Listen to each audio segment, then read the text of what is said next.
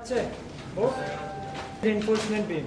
ঠিক আছে, আমরা সিঙ্গলি রিইনফোর্সমেন্ট সম্পর্কে ধারণা নিয়ে নিয়েছি অলরেডি।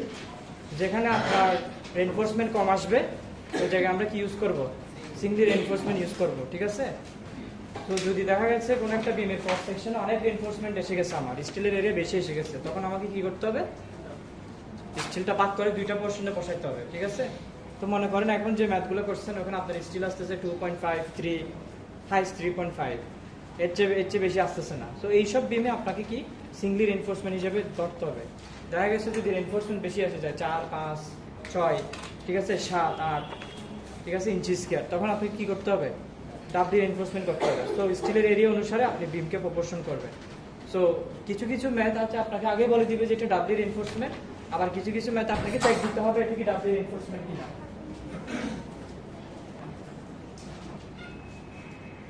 পরের স্লাইডে যাই, একটু বুঝি। ঠিক আছে, কি লেখা আছে একটু বুঝি। If a beam cross section is limited because of architectural or other consideration, it may happen that concrete cannot develop the compression force required to resist the bending moment. কি বলা আছে, আর্কিটেকচারে আপনাকে একটা ক্রস সেকশন দিয়ে দিচ্ছে যে বিমের সাইজ এতই হইতে হবে, কলামের সাইজ এতই হইতে হবে, কিন্তু আপনার ওই জায়গায় লোড আসছে বেশি। ঠিক আছে, এখন আপনার কাছে একটা লিমিটেশন, আপনি সিভিল ইঞ্জিনিয়ার, আপনাকে দিয়ে দিল যে এত সাইজের একটা বিম বানাতে হবে, তো আপনাকে এখন কি করতে হবে, ছোট সাইজের ক্রস সেকশন যদি বিম কলাম ইউজ করেন সেক্ষেত্রে আপনার রিইনফোর্সমেন্ট বাড়াই দিতে হবে। কি দিতে হবে, রিইনফোর্সমেন্ট বাড়াই দিতে হবে। ঠিক আছে, আপনি এখন চাইলেই বাড়াইতে পারতেছেন না, ক্রস সেকশন লিমিটেড করে দিচ্ছে। তো রিইনফোর্সমেন্ট বাড়াইতে হবে, সেক্ষেত্রে কি আমার tension zone plus compression zone উভয় সাইডে আমার স্টিল ইউজ করতে হবে, রাইট। এরপর কি লিখছে, in this case reinforcing steel bar are added in the compression zone. আমরা কোনটাকে জানতাম, কম্প্রেশন জোন,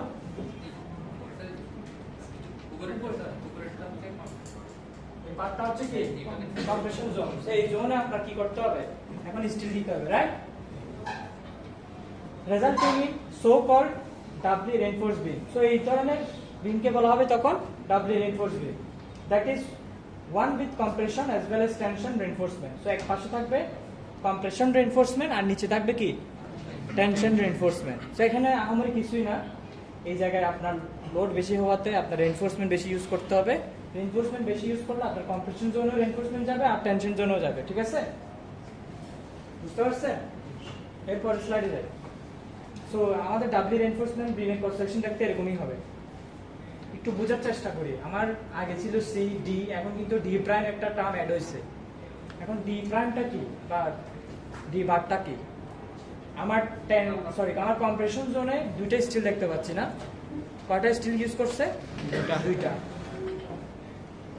বিশাল এখানে নতুন একটা টার্ম আসছে ডি প্রাইম, ঠিক আছে, আর ডি বার। এটা কি ডি বারটা কি, এটা হচ্ছে একদম আপার ফাইবার থেকে কম্প্রেশন জোনের স্টিলের মানে স্টিল রিইনফোর্সমেন্টের মিডল পয়েন্ট পর্যন্ত ডিসটেন্সটা। ঠিক আছে, এটাকে বলবে ডি বার। এইচটা কি, ওভারঅল হাইট, ওভারঅল বিমের হাইটটাকে বলবে এইচ। আর ডিটা কি, আপার পোর্শন থেকে নিচের যে লোয়ার যে রিইনফোর্সমেন্টগুলো আছে, ঠিক আছে, ওখানে মিডল পয়েন্ট থেকে একদম আপার পর্যন্ত এটাকে ডি বলে। তাহলে মাঝখানে বার টু বার ডিসটেন্স কত, সেন্টার টু সেন্টার ডিসটেন্স যেটাকে বলে ডি মাইনাস ডি বার হবে না, ওই ডি থেকে কি হবে, উপরের ডি পার্ট বা ডি বার বাদ যাবে। তাহলে সেন্টার টু সেন্টার ক্রস সেকশনের যে ডিসটেন্সটা সেটা হবে কি ডি মাইনাস ডি বার। সো ওভারঅল এটাই মনে রাখেন। আরেকটা জিনিস মনে রাখতে হবে, নিচের এরিয়াকে সবসময় আমরা এস বলবো আর উপরের কম্প্রেশন জোনের এরিয়াকে কি বলবো, এস বার বলবো। উপরেগুলো সব বার হয়ে যাবে এখন। ঠিক আছে, রো বার, নিচে হবে রো, এস বার। ঠিক আছে, এরকম করে আমাকে বের করতে হবে। তো এখানে বেসিক্যালি 5টা দেখতেছি, কয়টা দেখতেছি, 5টা, 4টা ইউজ করা যাবে, উপরে 2টা নিচে 2টা। ঠিক আছে, এরকম করে পারবে আস্তে আস্তে। এরপরে যাই, it has been found that the inclusion of some compression steel has the following advantage. আমি যদি উপরে নিচে দুইটা পাশে যদি রিইনফোর্সমেন্ট ইউজ করি তাহলে কি লাভ হবে আমার, it reduce the long term deflection, যেটাকে বলে ক্রিপ। তাহলে ক্রিপ বলতে কি বোঝায়, লোড একটা জিনিসের উপর যদি অনেক দিন ধরে লোড পড়ে ওই জিনিসটা কি হয়, বেঁকে যায় বা ক্র্যাক সৃষ্টি হয়, ওই টার্মকে বলে ক্রিপ।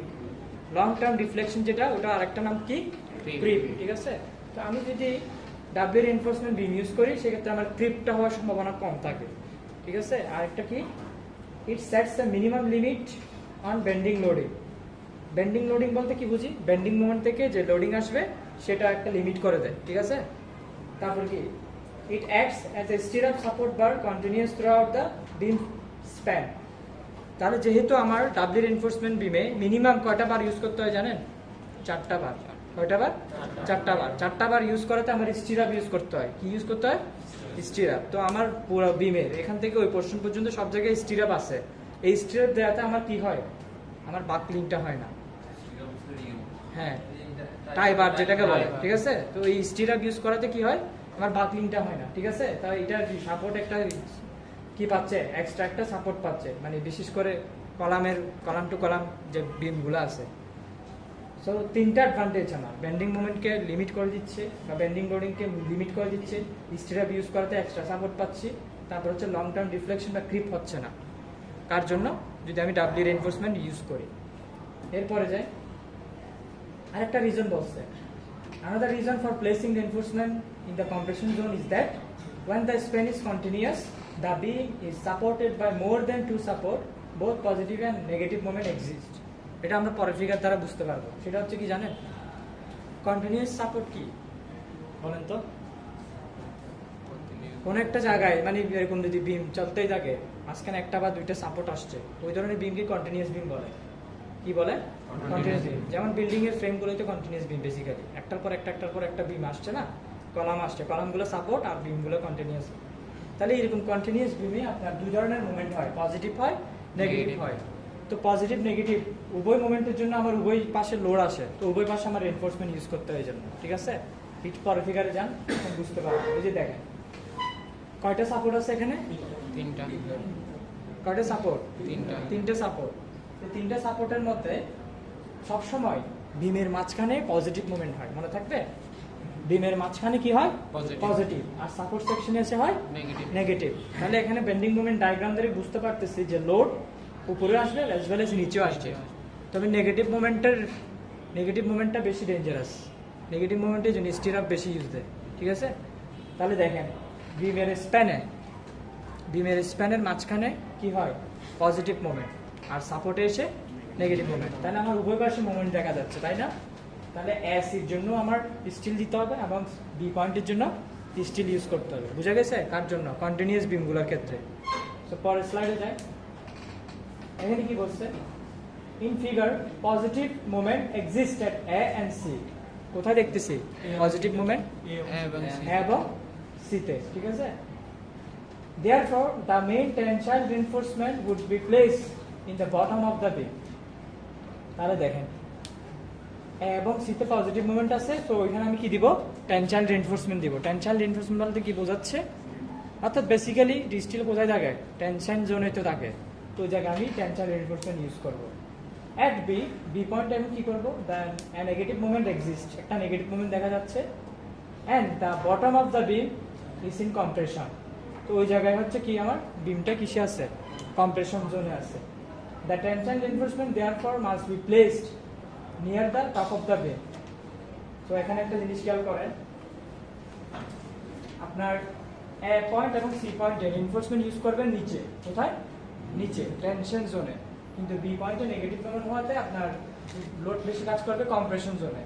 তো আপনার রিইনফোর্সমেন্ট ইউজ করতে হবে কোথায়? তো বিমের উপরে, টপে। তাহলে এ এবং সিতে হবে বটমে, আর বিতে হবে রিইনফোর্সমেন্ট উপরে, টপে। তো এখানে ফিগার দিয়ে দেখেন রেড কালার দাগটা কোথায় আছে? নিচে না? এই যে নিচে ফিগার দেখেন, রেড কালার যে রিইনফোর্সমেন্টটা ওটা কোথায় আছে? নিচে। এটা কেন আসছে? পজিটিভ মুভমেন্টের কারণে আসছে। আর উপরে রিইনফোর্সমেন্ট কেন আসছে? নেগেটিভ মুভমেন্টের কারণে। তাহলে এবার বুঝছেন একটা বিমে নিচের রিইনফোর্সমেন্ট কি হিসেবে কাজ করে আর উপরে রিইনফোর্সমেন্ট, নাকি এখনো বুঝেন না? একটা বিমে নিচে যে রিইনফোর্সমেন্টগুলো, এগুলো হচ্ছে পজিটিভ মুভমেন্টকে রেজিস্ট করার জন্য ইউজ করা হয়, আর উপরে যে রিইনফোর্সমেন্ট এটা কার জন্য? নেগেটিভ মুভমেন্টকে রেজিস্ট করার জন্য ইউজ করা হয়, ঠিক আছে। তাহলে এই জন্য দুই ধরনের কালার দিয়ে রিইনফোর্সমেন্ট দেখা দেওয়া হয়েছে। এরপরে যায়, এখন কিছু থিওরিটিক্যাল পড়াশোনা করব, সেটা হচ্ছে ডাব্লিউ রিইনফোর্সমেন্ট করতে হলে তো আমাকে কিছু ফর্মুলা ডেভেলপ করতে হবে না? সিঙ্গেল রিইনফোর্সমেন্টে যেমন আমরা নমিনাল মোমেন্ট কিভাবে বের করে রো কিভাবে বের করে, রো এর ফর্মুলাগুলো দেখছিলাম। ঠিক আছে, এস কিভাবে বের করে দেখছিলাম। তো এখন আমরা দেখবো যে ডাব্লিউর জন্য কিভাবে আসলে চেঞ্জ হচ্ছে। ঠিক আছে, the basic assumption for analysis of doubly reinforced beam are similar to those for tensile singly reinforced beam. আমার যে অ্যাজাম্পশনগুলো আমি সিঙ্গলি রেইনফোর্সে ধরছি এখানেও সেম ধরবো। ঠিক আছে, ওখানে আমরা কি ধরছিলাম, the steel will behave elastically up to the point where the strain exceeds the yield strain. তো আমার স্টিল ইলাস্টিক্যালি কাজ করবে কতটুক পর্যন্ত, স্ট্রেন যদি আমার এপসাইলন ওয়াই ক্রস করে, ঠিক আছে, তখন ইলাস্টিক্যালি কাজ করবে। তাহলে লিমিট হবে কত তখন, as a limit F is equal to F Y when the compression strain। আচ্ছা, এখানে একটা জিনিস খেয়াল করেন, এপসাইলন এস হচ্ছে কি কম্প্রেশন স্ট্রেন, আর এপসাইলন ওয়াইটা কি আলটিমেট স্ট্রেন। ঠিক আছে, যদি কম্প্রেশন স্ট্রেন যদি বেশি হয় কার থেকে, আলটিমেট স্ট্রেন থেকে, এপসাইলন ওয়াই, অর্থাৎ আলটিমেটটাই তো টেনশন জোনে থাকে, তাই না? এপসাইলন ওয়াই আমরা কি টেনশন জোনের জন্য চেক দিই না? তাহলে এপসাইলন এস যদি এপসাইলন ওয়াই থেকে বড় হয় সেক্ষেত্রে হবে F S equal to F Y. এটা একটু লিখে রাখেন, সেক্ষেত্রে হবে F S equal to F Y. তখন বিমটা ইলাস্টিক্যালি, অর্থাৎ স্টিলটা ইলাস্টিক্যালি কাজ করবে। এই কন্ডিশনে এপসাইলন এস যদি এপসাইলন ওয়াই থেকে বড় হয় বা ইকুয়াল হয়, sir epsilon Y equal to ultimate strain আর এপসাইলন এস কম্প্রেশন স্ট্রেন।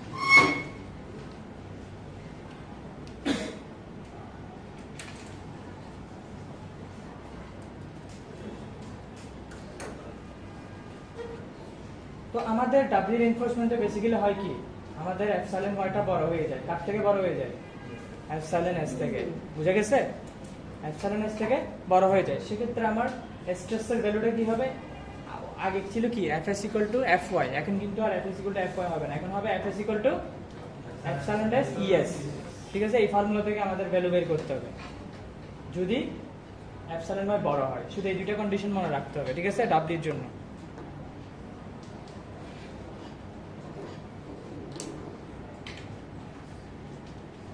তাহলে এপসাইলন ওয়াই বড় হলে কি হবে, F is equal to epsilon S E S. এরপরে যান, এই শুধু এই ফিগারটা একটু বুঝার চেষ্টা করবে, এটা বুঝলে বাকি সব শেষ। শুধু এই ফিগারটা মনে পড়ে আপনাদের, সিঙ্গেল এনফোর্সমেন্টের জন্য এভাবে বের করছিলাম। আমরা কি ধরছিলাম, আমাদের যে কম্প্রেশন জোনে যে লোডটা ছিল ওটা আমরা একটা রেক্ট্যাঙ্গেল ধরছিলাম না, এখানেও সেম। শুধুমাত্র আমার উপরের রেইনফোর্সমেন্ট তাকাতে, এস প্রাইম তাকাতে, ওখানে জাস্ট মানে সেম আরেকটা কি রেইনফোর্সমেন্ট চলে আসবে, যেটাকে সি টু বলতেছি। কি বলতেছি, সি টু। ঠিক আছে, এখানে কয়টা ফিগার, চারটা ফিগার।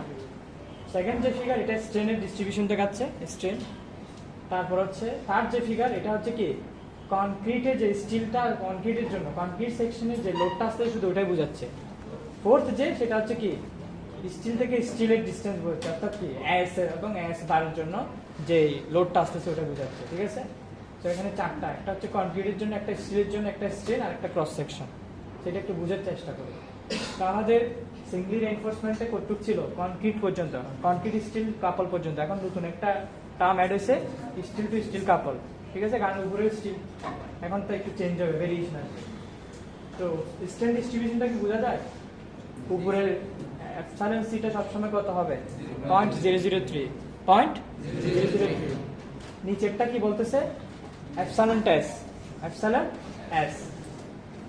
আর এপসাইলন টেস ইকুয়াল টু এপসাইলন ওয়াই কখন হবে, যখন এটা বড় হবে এপসাইলন এস টা বড় হবে, বেশ মানে কম্প্রেশন স্ট্রেনটা হচ্ছে আলটিমেট বড় হবে। আর যখন সমান হবে তখন কি হবে, এপসাইলন টেস, sorry f S equal to F y হবে, এটা বলতে হবে। ঠিক আছে, যখন এপসাইলন টেস এপসাইলন ওয়াই ইকুয়াল হয়ে যাবে তখন কি হবে, F S equal to F Y.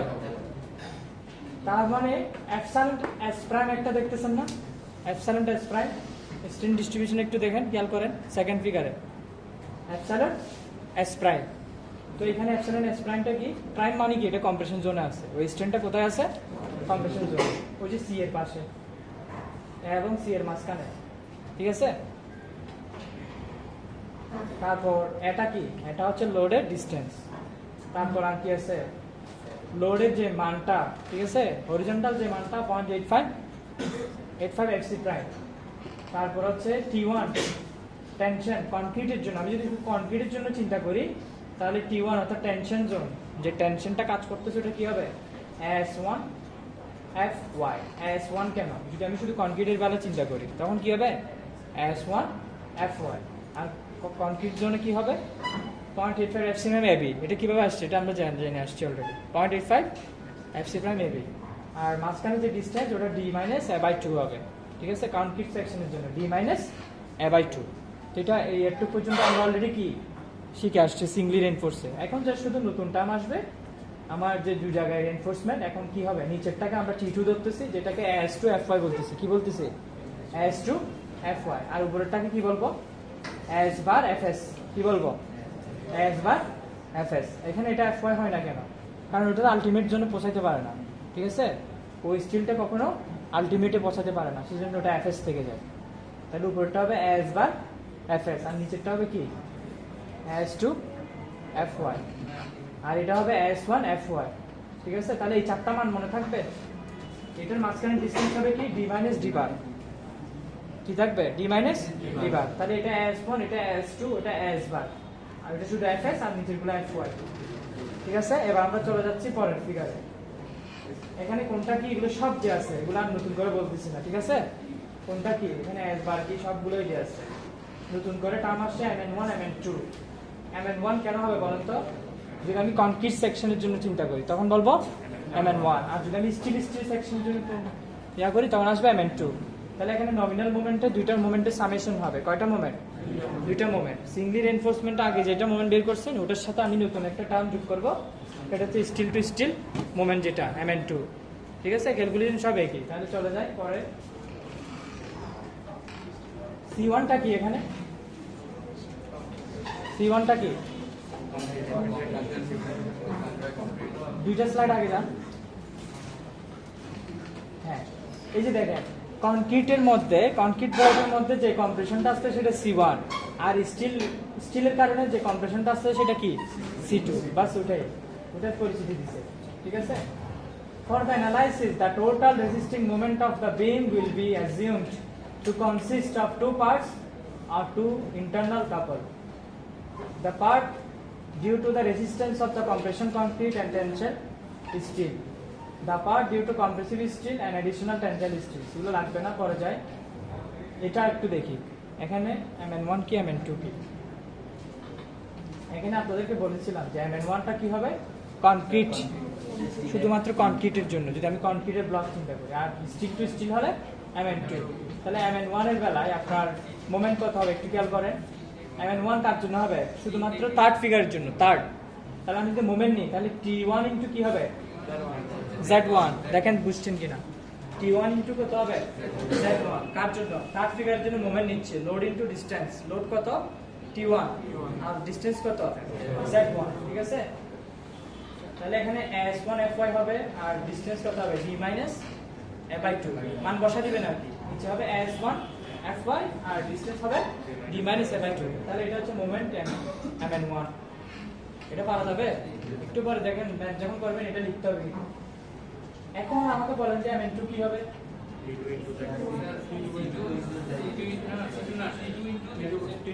T2 into Z2, তাহলে S2 Fy into D minus D bar, ঠিক আছে। চলে যাই পরের স্লাইডে। এই মানগুলো বসাইছে Mn2 এর, ঠিক আছে। তাহলে Mn2 এর দেখছেন Mn2 এর মান কত আসছে S bar Fy D minus D bar। আচ্ছা এখানে একটা জিনিস খেয়াল করেন, ওরা S bar Fy দিছে কেন দেখেন। আপনি ধরে নিচ্ছেন যে epsilon S equal to epsilon Y, সেক্ষেত্রে কি হবে যে Fy টা এটা কি দিচ্ছে, এটা পরের দুটো স্লাইডে যান।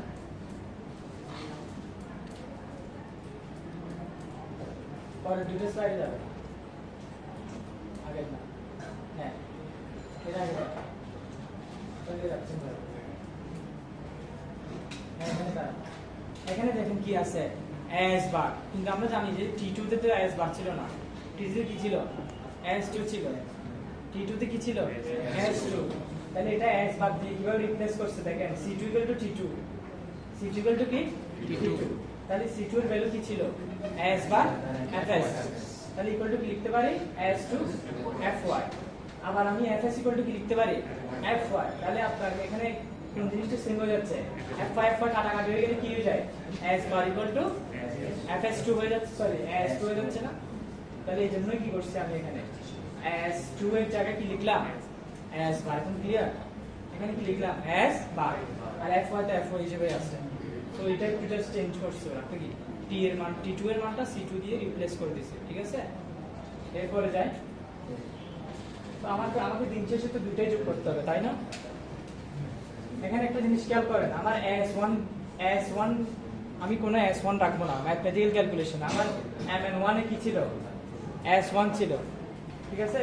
mn1 এ কি আছে এখানে খেয়াল করেন উপরে s1 fy d a/2, কিন্তু আমার s1 নামে কোনো টার্ম থাকবে না ম্যাথে। আমার ওটাকে কিভাবে রিপ্লেস করতে হবে আমি জানি, s1 ইকুয়াল টু কি হবে, এটা উপর থেকে আসছে, টোটাল s ইকুয়াল টু কি দুটো সামেশন না, s1 প্লাস s2, কনক্রিটের স্টিল প্লাস স্টিলের স্টিল দুটো যোগ করলেই হবে s। তাহলে আমার s1 ইকুয়াল টু কি দাঁড়ায় s minus s2, s minus s2। তো একটু আগে আমি কি বের করছি s2 ইকুয়াল টু s বার, তাহলে আমি s2 এর মান জায়গায় কি বসা দিব s বার বসা দিব। সো আমার যে mn এর যে সেকেন্ড লাইনের যে ফর্মুলাটা ওটা দিন শেষে দাঁড়াবে কি mn1 equal to s minus s bar fy d minus a/2। So এটা একটু বেশ লিখে ফেলতে হবে, এটা জাস্ট mn এর ফর্মুলা, এটাই final. mn1 equal to s minus s bar fy d minus a/2। তাহলে mnটা এতক্ষণ পর ক্লিয়ারলি আসলো।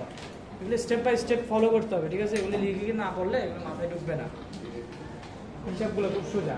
তাহলে এটা হচ্ছে mn1 এর ফাইনাল। এখন mn2 তে যাই, mn2 কোনটা ফাইনাল করছে, mn2 ওটাই ফাইনাল। কোনটা t2 এর জায়গায় যে c2 এর মান বসাছিলাম ওই লাইনটাই ফাইনাল। তাহলে mn2 আর s এই দুটো যোগ করলে আমি ফাইনাল মোমেন্টটা পাবো।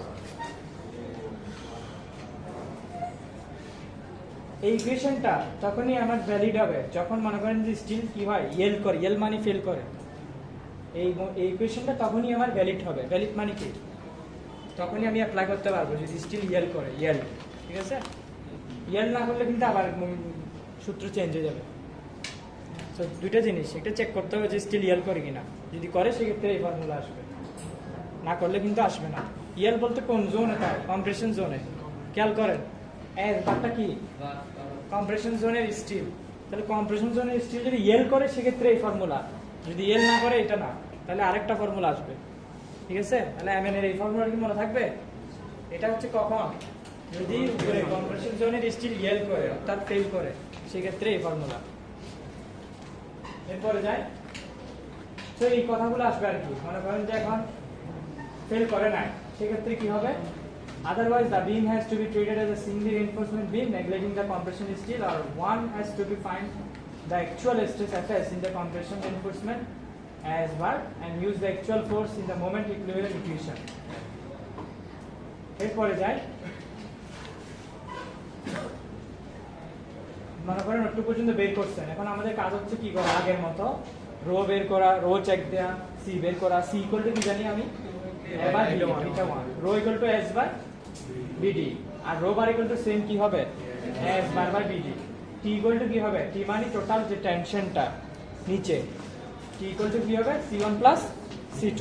C1 কি কম্প্রেশন জোনে, সরি ওই কনক্রিটের জন্য কম্প্রেশন জোনের যে কম্প্রেশনটা আসতেছে ওইটা C1, আর শুধু স্টিল টু স্টিল ধরলে তখন হচ্ছে যে কম্প্রেশনটা আসবে সেটা C2। তাহলে টোটাল টি ইকুয়াল টু কি হবে, এই দুটোর সামেশন C1 প্লাস C2। তাহলে টি এর মান বসাইছি, সি এর মান আর C1 C2 এর মান বসাইলাম। তাহলে এখান থেকে একটা ইকুয়েশন আসছে না, SFY এত প্লাস এত। তো এখান থেকে ক্যালকুলেশন করে আমি এর ফর্মুলাটা ডেভেলপ করব। কার ফর্মুলা, এ। আগে আমরা এ ইকুয়াল টু কি বের করতাম, SFY 0.85 এপসিলন বি, মনে আছে এ যে বের করতাম। এখন কিন্তু এস হবে না, এখন কিন্তু আমার যে পুরো একটা এরিয়া এসে গেছে স্টিলের, এখন ওই এটা রিপ্লেস হয়ে যায় কি হবে এস মাইনাস এস বার, মনে থাকবে। তাহলে ডাব্লিউ রিইনফোর্সমেন্টের ফর্মুলা কি হবে এস মাইনাস এস বার, কার জন্য, ছোট হাতের এর ফর্মুলা, ঠিক আছে। তাহলে এটা একটু ডিফারেন্সিয়েট করবে, সিঙ্গলি হলে শুধু এস আর ডাব্লিউ হলে এস মাইনাস এস বার। সেম ভাবে যদি আমি রো দিয়ে লিখতে চাই তাহলে এইভাবে আসবে, আর যদি শুধু S1 দিয়ে বের করতে চাই তো বেসিক্যালি প্রথমটাই বেশি ইউজ হয়, এটাই মনে রাখবো। এরপরে যাই,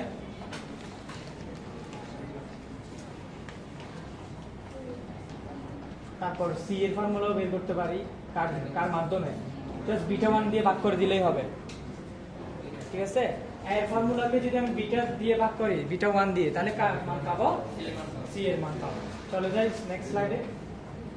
এগুলো তো আমরা জানি, এগুলো জানি না, কি জানি?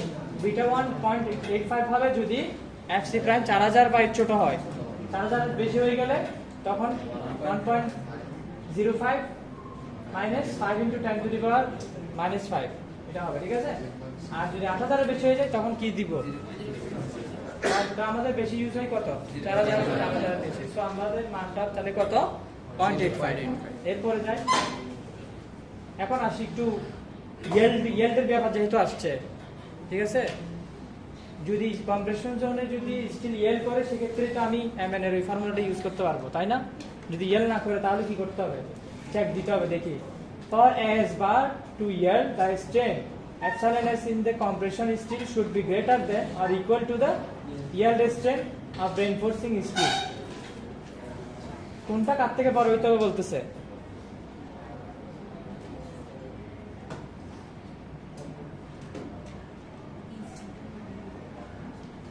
এস বার ইয়েল্ড হইতে হইলে আমার কি হইতে হবে? ইএস বার কার থেকে বড় হইতে হবে? Epsilon s bar epsilon Y থেকে বড় হইতে হবে।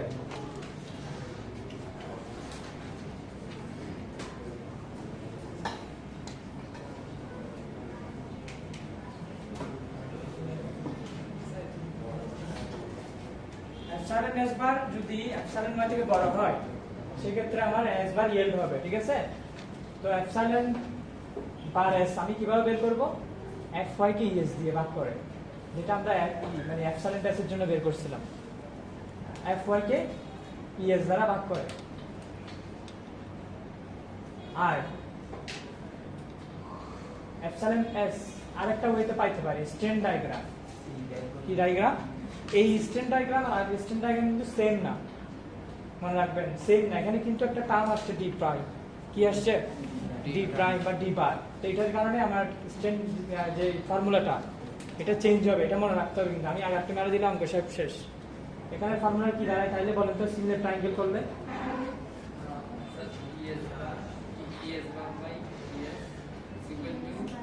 একটা জিনিস খেয়াল করেন, এখানে ত্রিভুজ কোনটা ধরছে?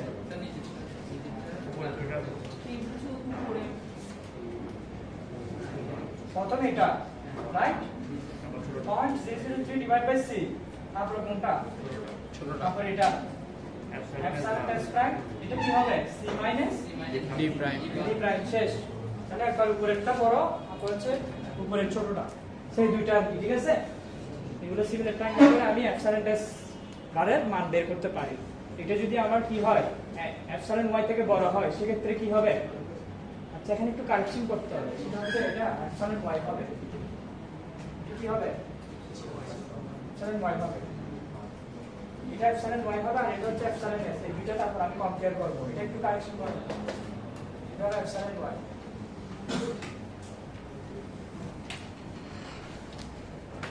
এরপরে যাই,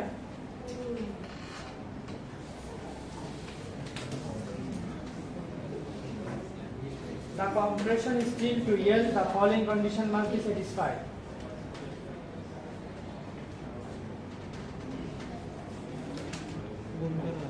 এখানে যদি ইয়েল হতে হয় আমাকে আরেকটা কন্ডিশন মানতে হবে, সেটা হচ্ছে এফ ওয়াই কে যদি আমি ইএস দ্বারা ভাগ করি, এফ ওয়াই কে যদি আমি ইএস দ্বারা ভাগ করি তাহলে এপসাইলন এস বারের মান বেশি হইতে হবে বলতেছে, ঠিক আছে।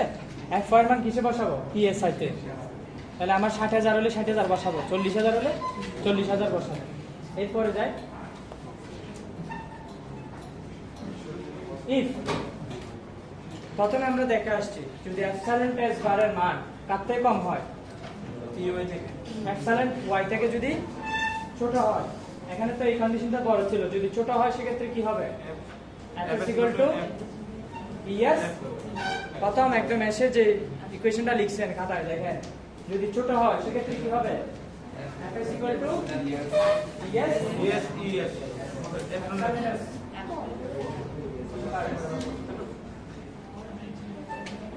Sir, F is equal to F by W.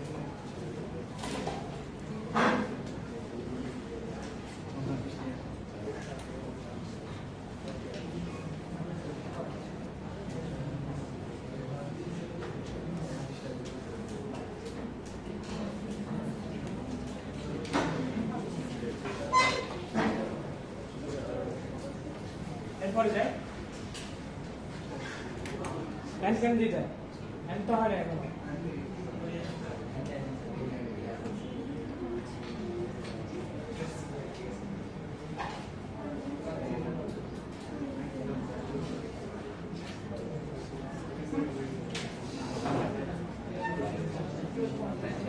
আজকের মতো শেষ